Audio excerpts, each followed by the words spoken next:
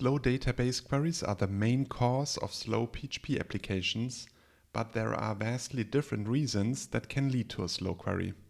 In this video, we are going to look at the most important MySQL server configuration variable, the InnoDB Buffer Pool size, and I will explain why it's so important, how to monitor and change it. Moin, my name is Benjamin, and I have helped thousands of developers with PHP application performance over the last 10 years. So, what is the InnoDB Buffer Pool? Learning about MySQL performance will quickly lead you to all kinds of resources about the InnoDB Buffer Pool size variable. On a regular database load, it's the configuration variable with the highest leverage on performance. It's simple to explain why this is the case. InnoDB organizes all data that it stores in a concept that it calls pages. A page has a specific size and it includes information about the data in a table, the indexes in a table, and much more. Consider this graphic where we represent the database in all parts that are stored in RAM and all parts that are stored on a disk. For InnoDB, all storage happens in pages, and on the disk, all the tables and indexes will be stored in those pages. So we have a list of all those pages, let's say page 0 until page 1 billion, 1 trillion or something like this, all the number of pages that are necessary to represent your tables and indexes on disk. And during the operation of InnoDB, it copies all those tables into the InnoDB buffer pool. And this is happening in the RAM of the server.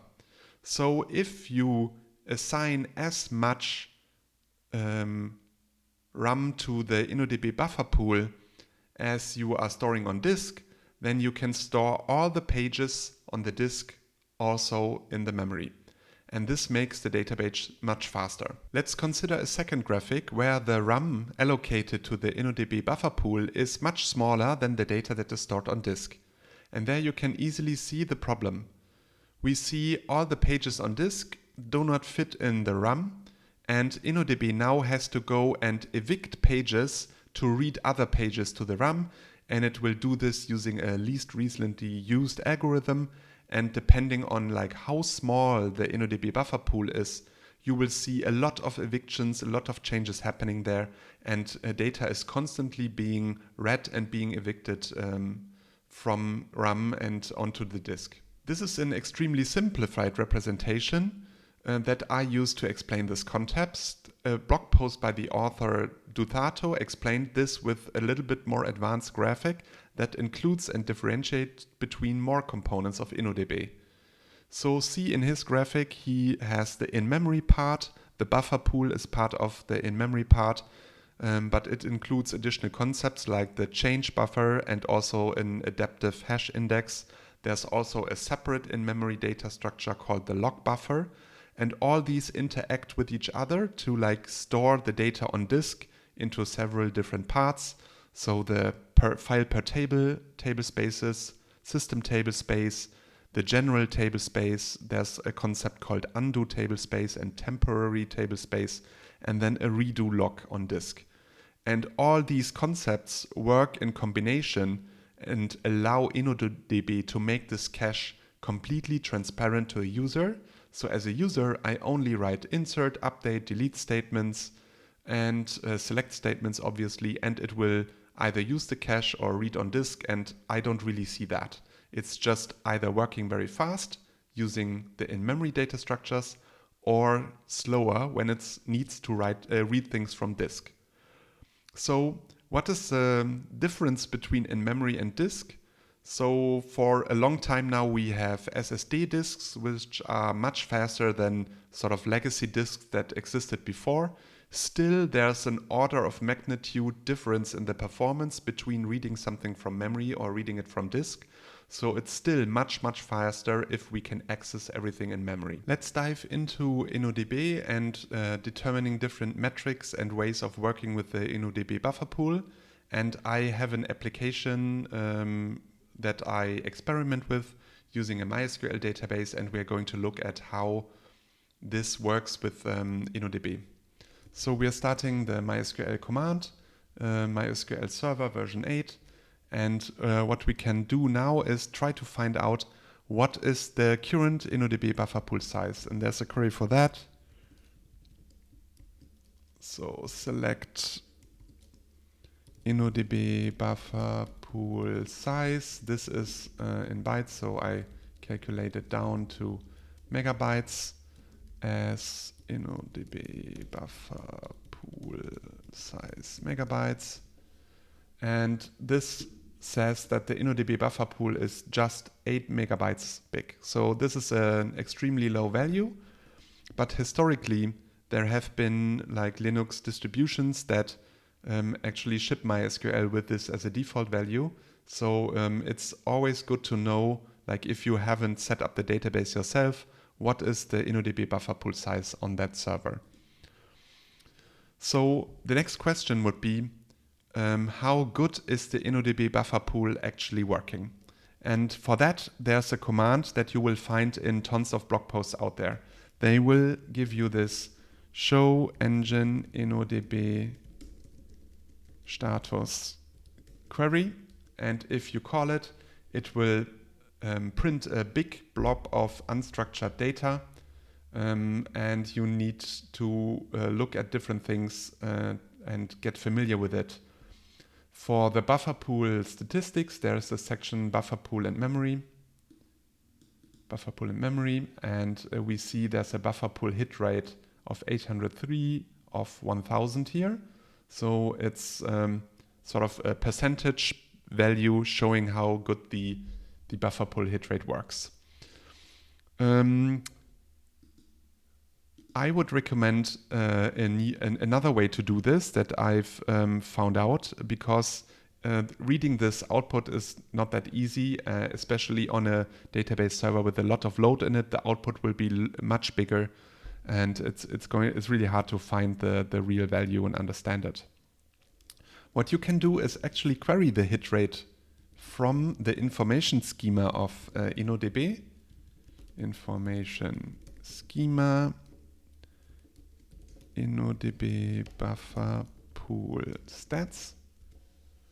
And there you can see the hit rate is listed as 958 of 1000. So that is what the output also shows in the command from before.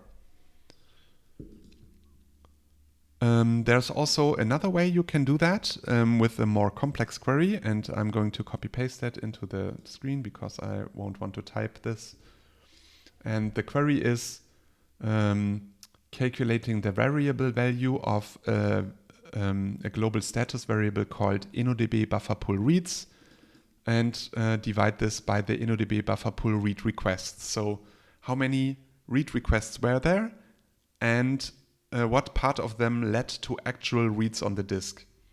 And the inverse is not reading from the disk. So there's some multiplication going on here that makes the variable comparable to the hit rate of the previous query. As you can see here and in the queries before, the hit rate of 958 is quite big. Like if you compare this or calculate this as a percentage, it means we have a cache hit rate of 95.8 or 94.9% in our two examples that we see here. And you can also reach 1000 of 1000. And so it means in this case, the cache works in a lot of cases reading the data from memory and instead of from disk. But what is the time frame that those numbers are relating to? But what time frame do these metrics relate to? For this, we need to read in the buffer pool documentation very carefully. It has a section about the InnoDB standard monitor output, which we saw here. And it mentions that the per second averages provided in the output are based on the elapsed time since InnoDB standard monitor output was last printed. For me, this interpretation means that when I run the query, the complex one here using the global status variables, I know that these are based on the startup of the server, and I can find this out by running them multiple times, and we can see they are incrementing over time and they are not reset to the last value since they were read. Compare this with the show engine InnoDB status output. And if we run that, the buffer pool hit rate, if we run this multiple times, now it's 1000. And then if we insert a query in between and run it again, then we see it dropped. So this has to be a rate of some sort, as the documentation says. And the same is true for the hit rate query. If we run that in quick consecutive reasons, we see it's iterating. So it seems to be the same value as the engine output, and it's depending on a time frame. So if you want to calculate the hit rate for a specific time frame, let's say 1 minute, then you need to run the query we saw before.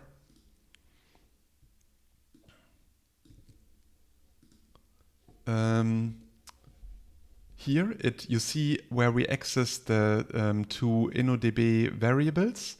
A script that would calculate the hit rate for 1 minute would need to run the buffer pool reads and buffer pool read requests, cache them for a minute, and then calculate the difference between those values as they pass 60 seconds. So how big is the MySQL dataset including indexes?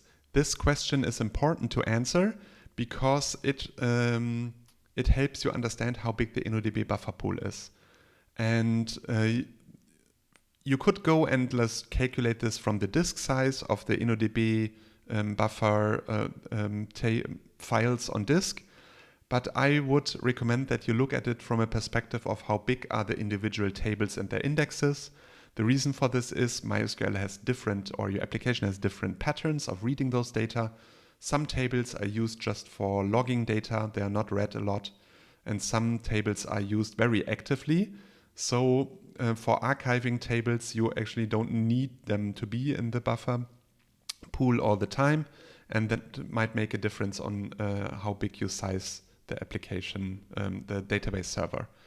If you have a database that is many gigabytes big or even in the terabytes, then it might not even be possible to have that much RAM in a server to have it all in the buffer pool. So there's also a reason of understanding with more nuance which tables contribute to the size. So I'm going to copy a query into here, not typing it because it's a little bit bigger. This initially started from a query I found on Stack Overflow, but I adjusted it quite a bit. Also had input from Chris Küntop, who helped me improve it more. And we'll see in a bit how it works. So it will print each database and table that is an InnoDB database. So it only looks at InnoDB engine tables of the table type base type. It excludes MySQL sys information and performance schema. And it does a group by with roll up. And this is like the interesting part. Let's look at the tables. So we have a few of them that are big. The category and category tag table for this shopware store, translations, and then also the product search keyword table, the URL table. And they all, and this is what the roll up command does, they all sum up to 132 megabytes in this database, and across the whole database server it's also the same because we only have one database. So this application needs 132 megabytes of data in the MySQL database, and that is not that big of an amount, and it would be easy to have a database server of that size. Using a buffer pool that is maybe 500 megabytes, for example. So you don't, in this case, even need a database server that has many gigabytes of RAM.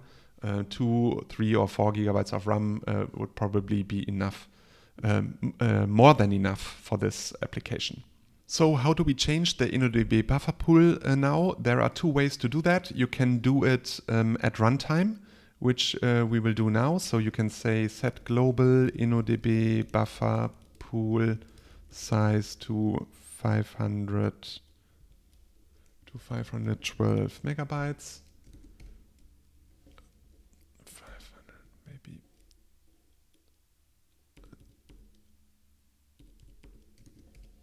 So we can only set it without the string variable. So let's again run the query, select InnoDB Buffer Pool size. And then we can see the InnoDB Buffer Pool size was set to 488 megabytes. The reason it doesn't fit the set variable perfectly is that the buffer pool is only set in chunks of 8 megabytes. So there's a variable called select InnoDB Buffer Pool chunk size. It shows it's 8 megabytes, so it can only be multiples of this value. If you change this value at runtime, then a server restart will reset it to the configured value. So after changing this at runtime, you also need to change the configuration file of the server. And this is different between different MySQL or Linux distributions. So in my case, I need to change it in etc MySQL, MySQL conf-d, MySQL d-conf. So there is the variable, we see it here. So let's change it to 500. Then we restart MySQL. And after the restart, we can look at the variable again. Oh, no, this is the chunk size. It was increased to 132 megabytes dynamically because with the actual size is now 4 times that value, 512 megabytes. So this is what the server now has as InnoDB Buffer Pool. If you are hosting on a managed server provider, then you might not be able to change this variable, and you need to contact them, or you need to go to the cloud hosting panel, control panel, and change the value of the server there. This was a quick rundown of InnoDB Buffer Pool, how it works, how you can log it, see metrics about it, how you can change these values, and some ideas on how to set it. I hope this was valuable to you. If you like this content about PHP performance, application performance, please subscribe to this channel or to the newsletter. The link is in the description. Thank you. Bye.